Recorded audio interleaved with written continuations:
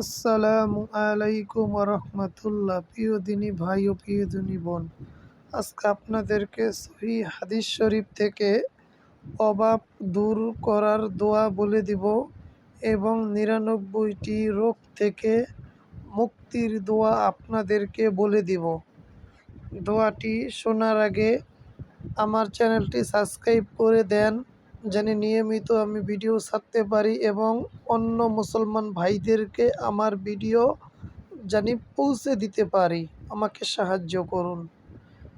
আর এই দোয়াটি দৈনিক আপনাদের কমপক্ষে ১০০বার পড়তে হবে। দোয়াটি খুবই ছোট্ট একটি দোয়া, কিন্তু মর্যাদা অনেক বড়। জান্নাতের রত্ন ভাণ্ডার দোয়াটি।